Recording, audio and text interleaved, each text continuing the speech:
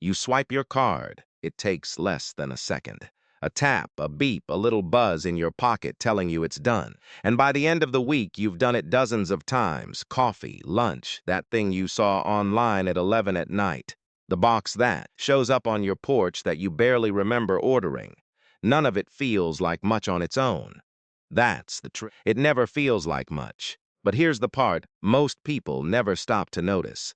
Almost everything you buy is quietly working against you. It costs you once when you pay for it, and then it keeps costing you in fees, in upkeep, in the next version, in the thing it breaks into. The money flows out, and it keeps flowing.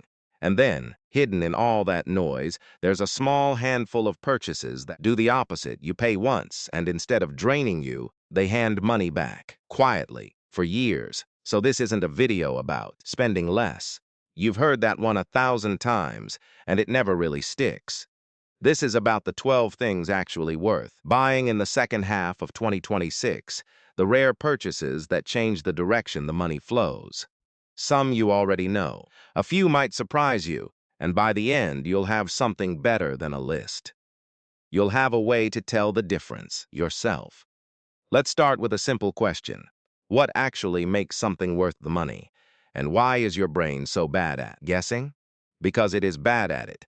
Not because you're careless.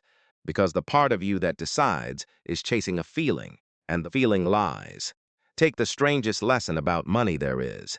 Cheap is often the most expensive thing you can buy. Think about boots. The cheap pair falls apart in a season, so you buy another and another.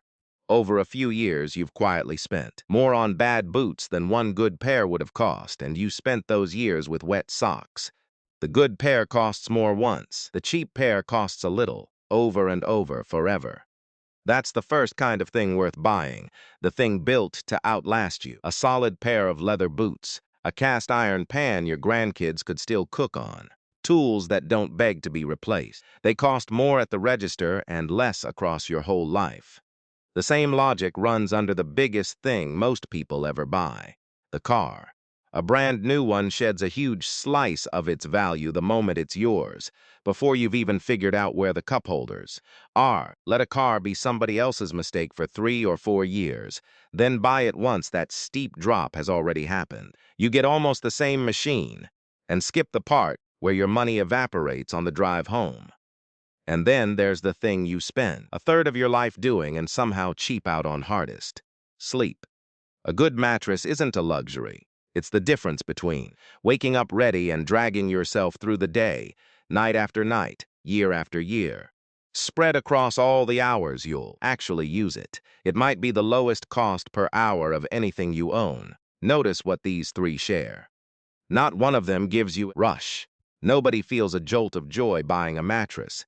And that is exactly why your brain undervalues them. It's holding out for a thrill that never comes, while the good stuff sits there being quiet. Which brings us to the second kind of purchase worth making, the one-time buy that kills a monthly bill. Look at coffee. The cup you grab on the way to work is small, a few dollars, nothing to think about. But it isn't one cup. It's the same cup every single morning for years, and lined up end to end, it turns into a number that would make you wince. Buy the machine once, learn to make it at home, and the daily leak just stops. Same caffeine. The difference stays in your pocket.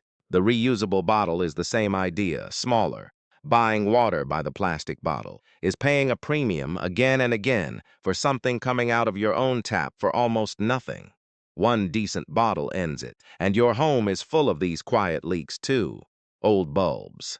A thermostat cheerfully heating an empty house all afternoon while you're at work. Swap inefficient bulbs. A thermostat that actually thinks these cost a little up front and then shave money off every bill that follows whether you're paying attention or not. That's the whole point. The good ones keep working while you forget they exist. Now, the third kind is where it gets less obvious, because it isn't really an object at all. Start with the exception that proves the object rule. Tech. The newest phone costs a small fortune to do almost exactly what last year's phone already does. Buy one generation back, refurbished, and you pay far less for a device you honestly can't tell apart in daily life. The upgrade you can actually feel isn't the sharper camera. It's the money you didn't spend. but spend that money on this instead. A trip you can afford, a concert, a weekend somewhere you've never been. Here's the strange thing about experiences. A new gadget dazzles you for a week and then quietly becomes furniture. An experience keeps paying out. You replay it. You tell the story for years. It becomes part of who you are, in a way a phone never will. Then there's the one almost nobody buys on: purpose, time. If there's a chore you genuinely dread, the one that eats your only free evening and leaves you resentful, and you can pay someone a fair amount to take it off your hands. That isn't laziness. That's buying back hours of your own life. Most people guard their money like a dragon and spend their time like it's endless.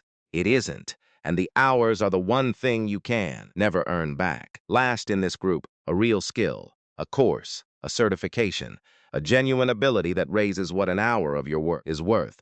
Unlike almost anything else you can buy, a skill can't depreciate. It can't be repossessed. It can't go out of style. You pay for it once and it pays you back for the rest of your working life. Which leaves the last two, the least exciting purchases, on the entire list, and maybe the most important. The first is prevention. The checkup you keep putting off, the dental cleaning you'll get to eventually.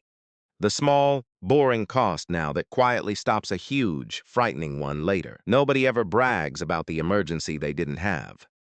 But dodging it is one of the best trades your money will ever make. And the last one, the most boring purchase in the world, and the closest thing to a real edge you're ever going to get. Putting money aside automatically and then leaving it alone. Not a hot stock. Not whatever your cousin swears by this month. Just a plain, dull, automatic habit of setting a little aside somewhere it can slowly build on itself over time. It won't thrill you.